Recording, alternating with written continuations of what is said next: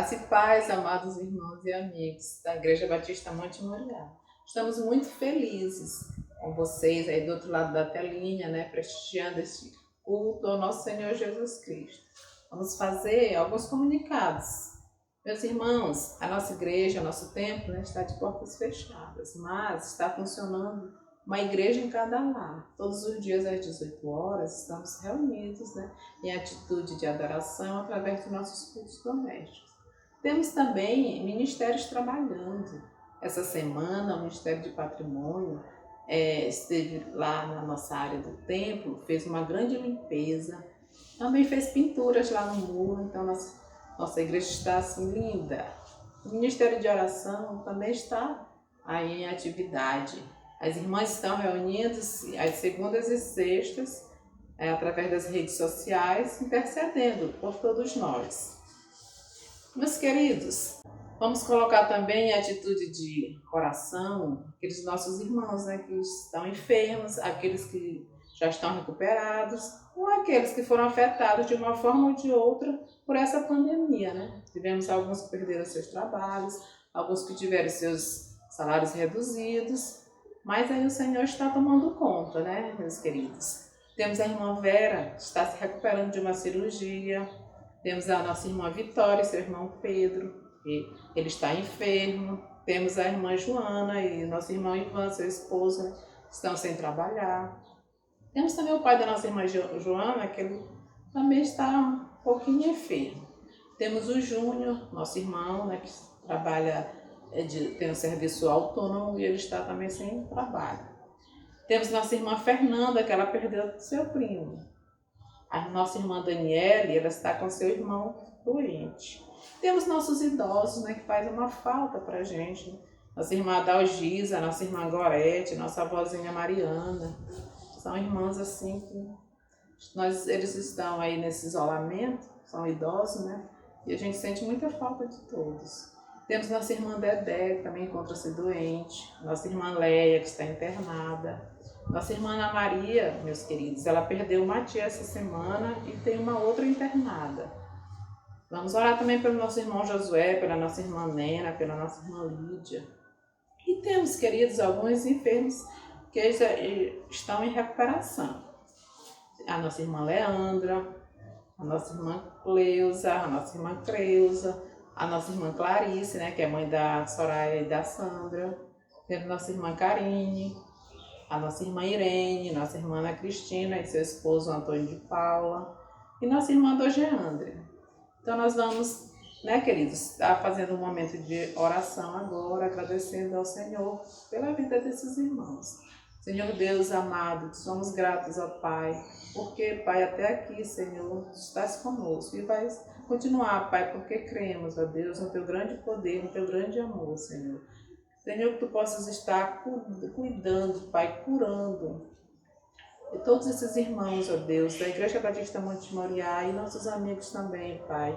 Esses que foram citados aqui e aqueles outros, ó Pai, que tu conheces, ó Deus. Trata, Senhor, por cada um, Pai, que dê a saúde e que o Senhor possas estar também, Senhor, recebendo no teu trono de glória, Pai, cada oração, cada adoração, cada louvor feito aqui. Que o Senhor possas, Pai, continuar nos abençoando. Em nome de Jesus, Senhor, amém. E convidamos a todos, que curtam, que compartilhem com os amigos e familiares nossos cultos online. Tá bom, irmãos?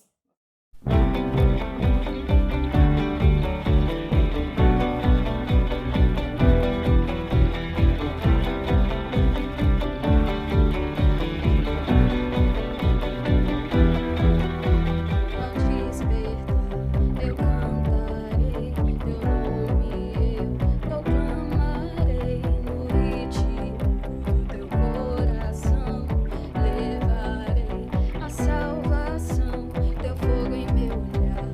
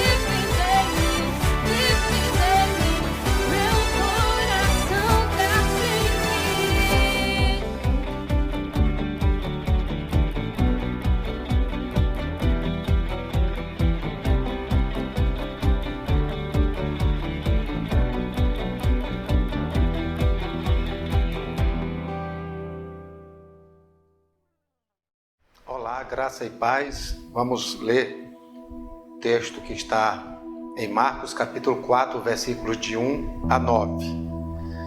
Voltou Jesus a ensinar à beira-mar, e reuniu-se numerosa multidão a ele, de modo que entrou num barco onde se assentou, afastando-se da praia, e todo o povo estava à beira-mar na praia.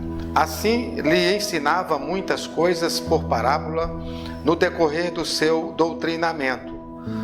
Ouvi, eis que saiu o semeador a semear, e ao semear uma parte caiu à beira do caminho, e vieram as aves e a comeram. Outra caiu em solo rochoso, onde a terra era pouca, e logo nasceu, visto não ser profunda a terra. Saindo, porém, o sol a queimou, e porque não tinha raiz, secou-se. Outra parte caiu entre os espinhos, e os espinhos cresceram e a sufocaram, e não deu fruto. Outra, enfim, caiu em boa terra, e deu fruto, e vingou, e cresceu, produzindo a 30, a 60 e a 100 por um. E acrescentou: quem tem ouvidos para ouvir, ouça. Meus irmãos, meus amigos, embora que nas nossas Bíblias traga o tema, a parábola do semeador, na verdade a ênfase do texto não está sobre a pessoa do semeador, mas sim sobre os solos onde as sementes foram caídas, né, onde elas foram semeadas. As figuras dessa parábola eram bastante solícitas pelos ouvintes de Jesus. Eles tinham fácil compreensão porque Jesus se utilizou de recursos assim do cotidiano dos seus ouvintes, que eram pessoas que moravam em vilas agrícolas e tinham como finalidade primária o cultivo da terra. Então, quando Jesus falou sobre semeador, semente, falou sobre beira do caminho, ou mesmo sobre a produção, resultado dessa plantação, que ele conta na parábola, então os seus ouvintes digeriam muito bem essas proposições de Jesus contadas na parábola, né? Então Jesus era expert nessa metodologia de transmitir ensinamentos através do cotidiano, na vida das pessoas, né? Nas coisas simples da vida. Por exemplo, quando ele fala que ele é o pão da vida, logo isso seria compreensível a qualquer ouvinte, porque quem nunca se deparou com a experiência de conhecer o pão ou mesmo comer um pão? Então, é um elemento universal que todos conheciam. Então, Jesus, ele fala que é o pão da vida, né? Ele fala também que é a porta das ovelhas. Então, qualquer judeu, do mais simples até o mais erudito, compreenderia exatamente essa linguagem que Jesus estava se valendo dela. Em outro momento, Jesus, já tendo domínio sobre a natureza, ele, quando converte água em vinho, Jesus está ali realmente demonstrando através deste ato e deste milagre, mais do que um milagre, Jesus está mostrando o seu poder sobre tudo e sobre todos, para transmitir ao final aos seus ouvintes uma mensagem extraordinária, uma mensagem que foge da esfera terrena e vai para uma esfera espiritual. Assim era a expertise de Jesus, essa maestria de Jesus em fazer a sua comunicação. E a sua comunicação chegava aos ouvidos das pessoas de uma forma bastante inteligível. A palavra de Deus diz aqui que ele se assentou. Essa ideia que a Bíblia traz aqui, o que tem por trás disso? A semelhança dos rabinos judaicos que, quando saíam para se dirigir ao povo através dos seus ensinamentos, era comum que eles também se assentassem e as pessoas ficavam em torno dele, ouvindo a palavra desses mestres judeus. Jesus, então, é o mestre que se sustenta por meio da sua palavra e ele também, na sua autoridade, passa a ensinar o povo ali, onde da praia e do barco ele faz o seu auditório e o seu púlpito, né? Das muitas coisas que se podem ou que se poderiam extrair aqui dessa parábola, chamada parábola do semeador, nós vamos destacar as figuras principais, as figuras centrais desse texto. Em primeiro lugar, destacamos a figura do semeador.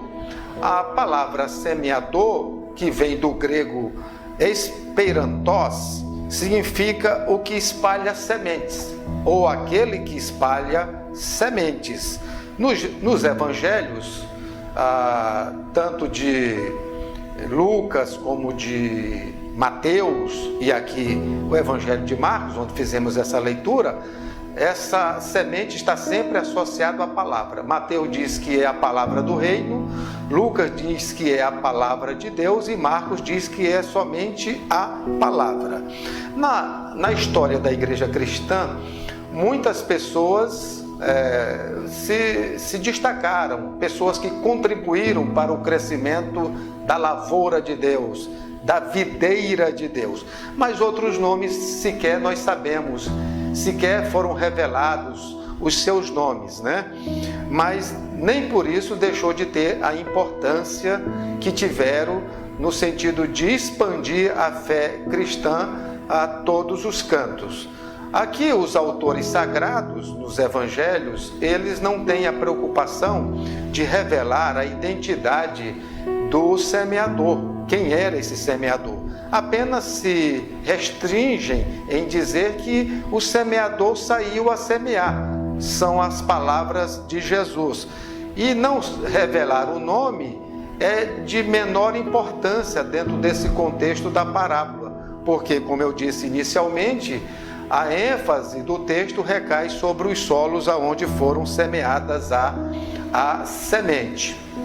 Como diz em 1 Coríntios, capítulo 3, versículos 6 e 7, ali nós encontramos naquele texto escrito por Paulo, dizendo que a importância não está em Paulo, não está em Apolo, não está em quem plantou e nem quem regou, mas naquele que foi o grande provedor e sustentador, que deu crescimento à lavoura, que é Deus.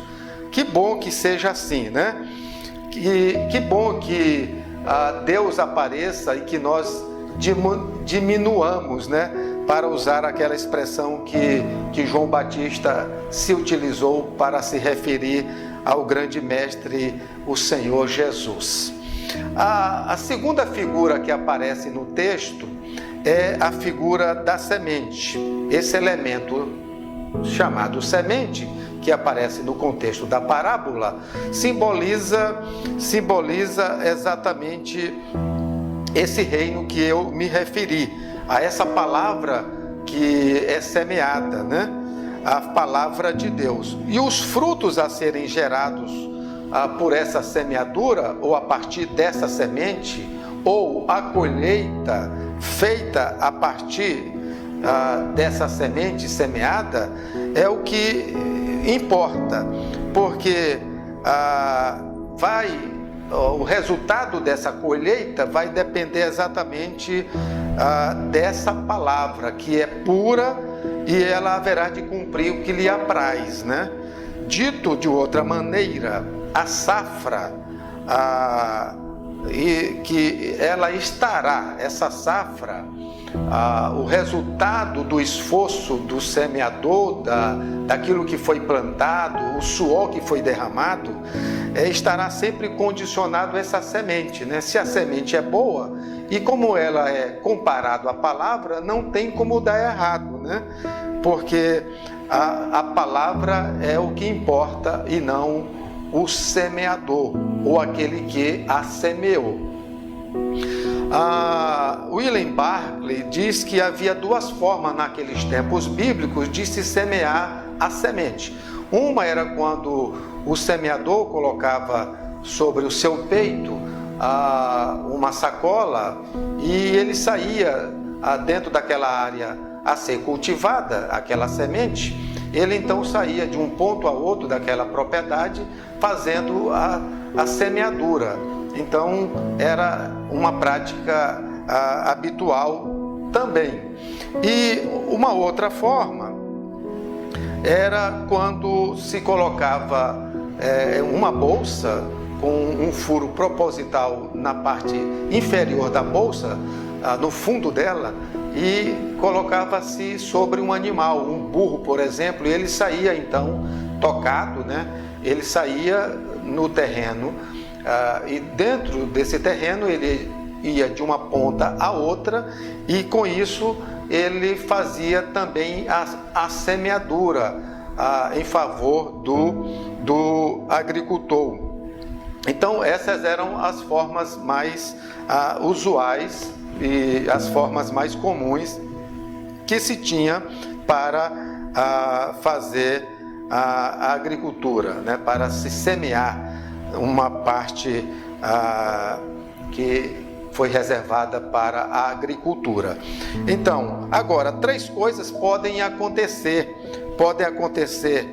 e que não significa negligência da parte do semeador.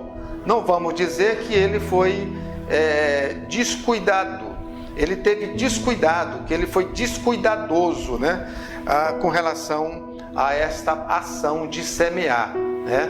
Não foi negligência dele, não foi descuido dele, pois, como eu já disse, ele tinha, porque era costume, essa forma de fazer essa semeadura. Então, à medida em que ele fazia essa semeadura, ou sobre um lombo de um animal, ou sobre ele mesmo executando a tarefa, podia haver desperdício e essa semente podia cair em lugar não desejado, não esperado, né? Por exemplo, numa proporção sempre de 30%, uma parte caiu no caminho, à margem do campo, e acabou que sendo comido pelas aves ou pelos pássaros, né?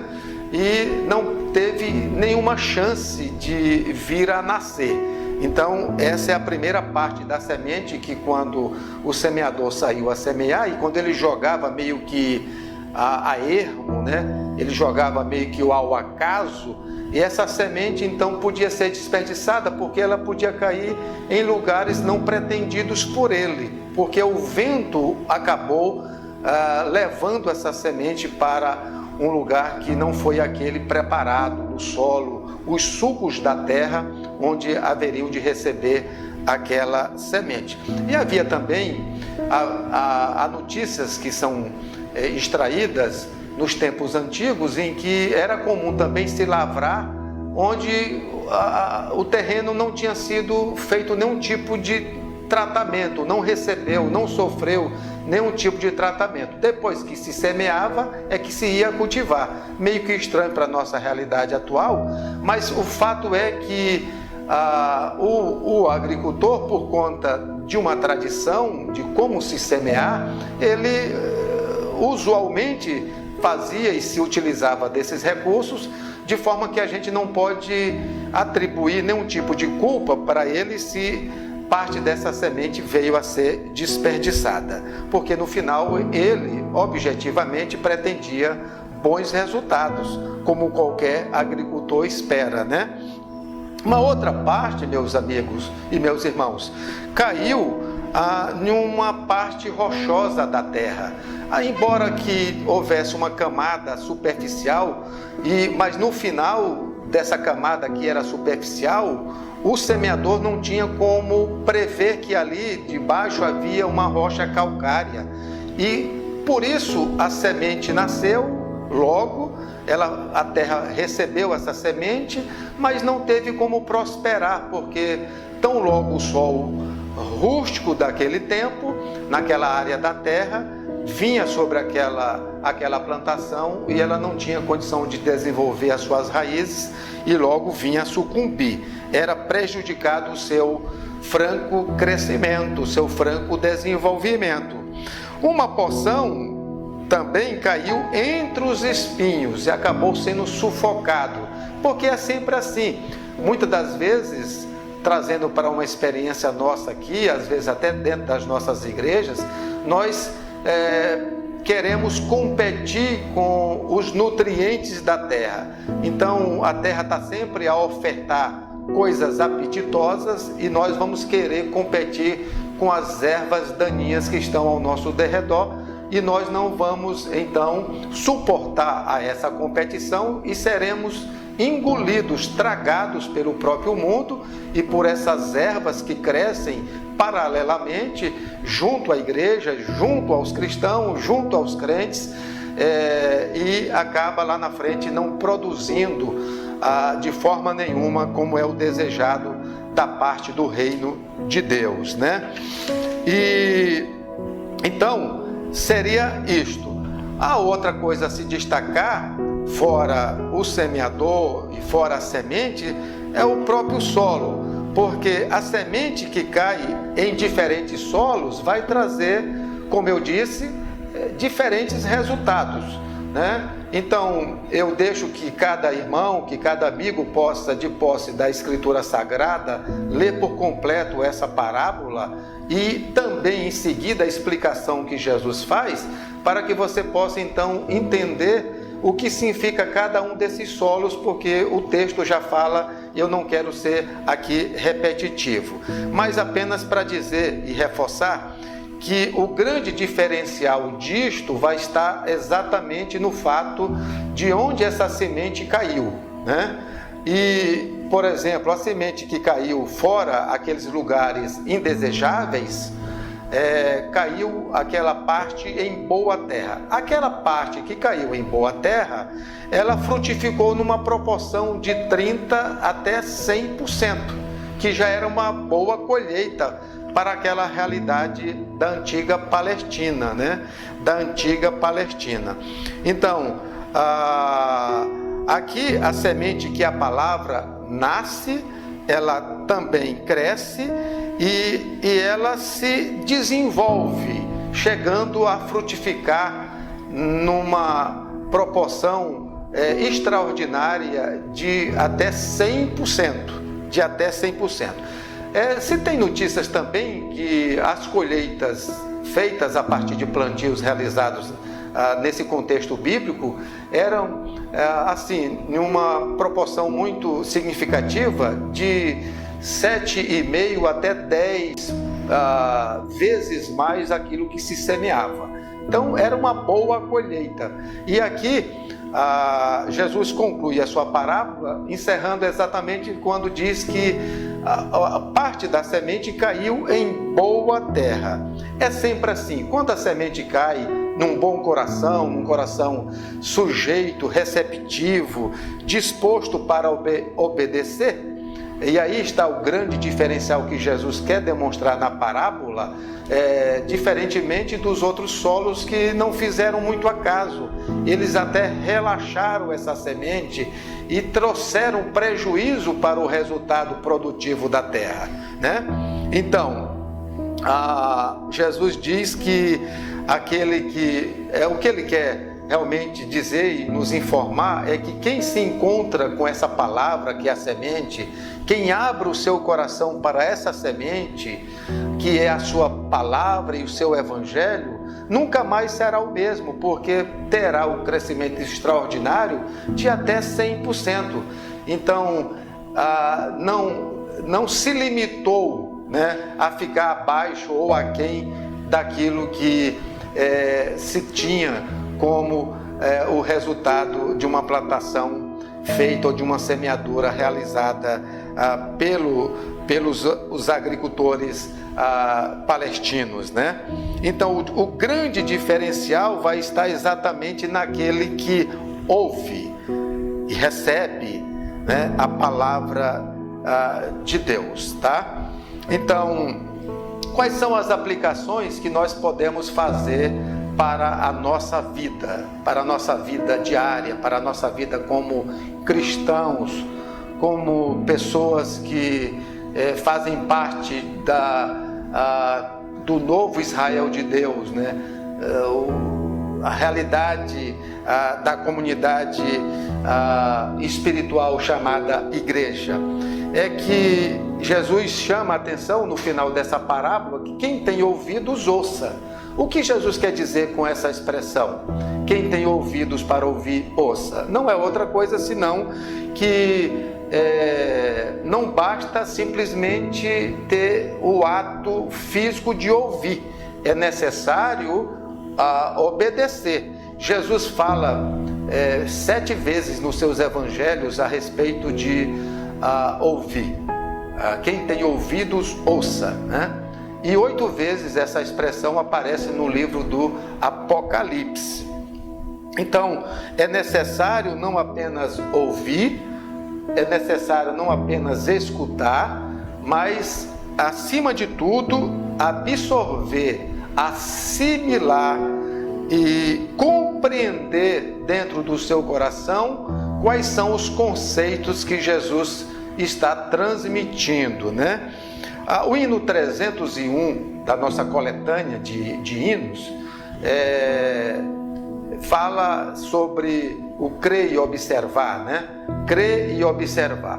O autor desse hino, com base numa experiência que um homem teve ao ouvir Moody, o grande evangelista Moody estava pregando e ao final da pregação de Moody, aquele homem tomou a seguinte decisão, ao dizer o seguinte: eu não sei se estou certo o que estou fazendo, mas decidi obedecer, decidi a confiar. Então, ouvir por si só não é o suficiente. É necessário, portanto, que tenhamos a destreza para obedecer a esta palavra. Quando Jesus explica essa parábola para os seus discípulos, ele cita Isaías capítulo 6, versos 9 e 10. O que fala nesse contexto de Isaías capítulo 6? Fala exatamente do desprezo de Israel pela palavra. Eles ouvem, mas não aceitam. Eles entendem, mas não acatam. E por isso o prejuízo para Israel foi inevitável por conta da dureza do seu coração. Essa é a primeira verdade, tá? Então, obedecer. A segunda verdade, como aplicação para a nossa vida, é que devemos seguir ao leal compromisso de levar a palavra. Esse é o nosso compromisso. O que é o semeador? É aquele que espalha a semente. Então, o nosso compromisso é espalhar por toda a terra a semente, independentemente de saber qual vai ser o resultado amanhã. Então, não devemos nos prender a isto, devemos simplesmente cuidar em espalhar a semente e deixar que Deus se encarregue de favorecer o seu nascimento, a sua sustentação e a sua manutenção.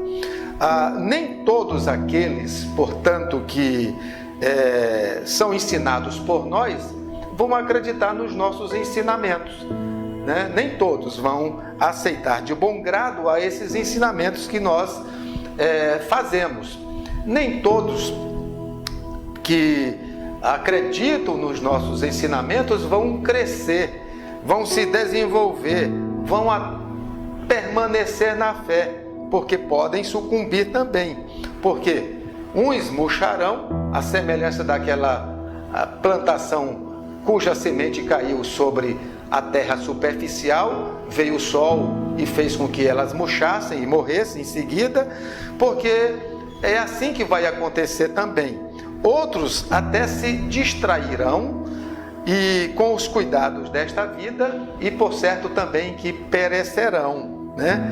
Então, vamos sossegar o coração e apenas cumprir com o nosso dever de anunciar a palavra, espalhando a boa semente. Mais uma outra coisa seria que, apesar de tudo isso, né, apesar de que essa semente que vai ser espalhada possa cair em diferentes solos e não trazer o resultado do nosso esforço, como nós esperaríamos que trouxesse, devemos nos alegrar, mesmo que saiamos chorando, levando a semente, porque há uma certeza de que nós voltaremos trazendo conosco os feixes e até cantando, como diz o Salmo de número 126, versículo 6. E numa proporção de 30, 60 e a 100%, né? Podendo chegar a esse incrível número de 100%. Então, nosso trabalho é de espalhar a boa semente, desafiando sempre os homens a que se decidam por um compromisso ao lado do nosso Senhor Jesus Cristo, tanto os de dentro quanto os de fora da igreja, porque essa é uma palavra que Jesus diz e compartilha com seus discípulos. Significa dizer que a igreja é chamada a esta responsabilidade de produzir frutos, não menos do que 30% e indo até 100%. Que Deus nos abençoe. Amém.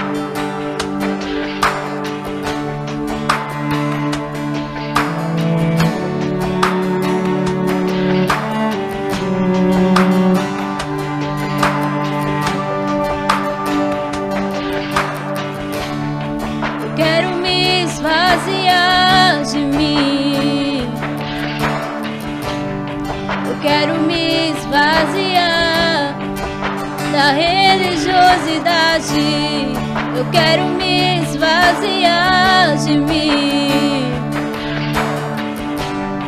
Eu quero me esvaziar de todos os meus títulos, de tudo que me afasta de ti, Jesus. Eu quero me esvaziar de mim. Sim, Deus, eu quero me esvaziar das dores e desilusões. Eu quero me esvaziar de mim. Eu quero me esvaziar da prisão do passado, de tudo que me afasta de ti, Jesus. Aonde eu irei, Senhor, pois só tu tens as palavras de vida eterna. Onde me esconderei? Tu és o ar que eu respiro, tua presença me atrai. Então inunda-me com teu amor, transforma-me com teu louvor, atrai meu coração pra ti, Senhor.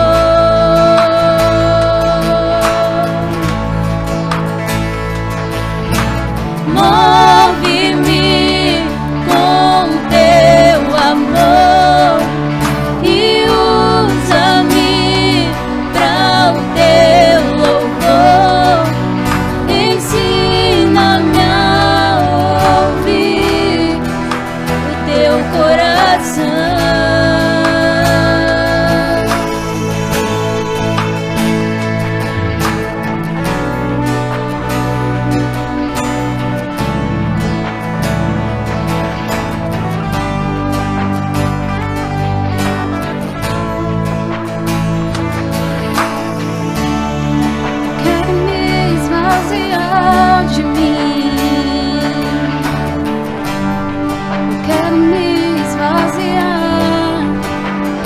dores e desilusões. Eu quero me esvaziar de mim.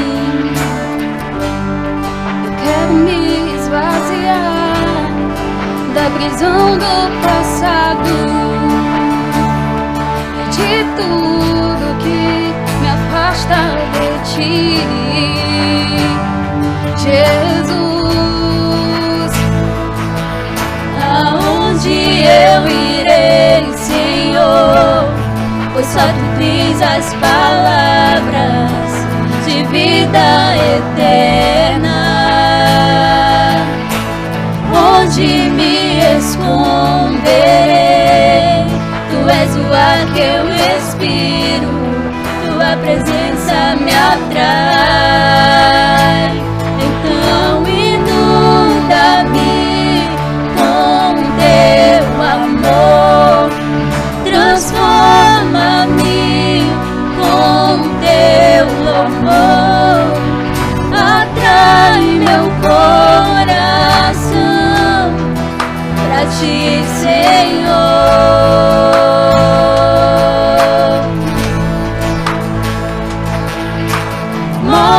Move-me com teu amor e usa-me pra o teu louvor.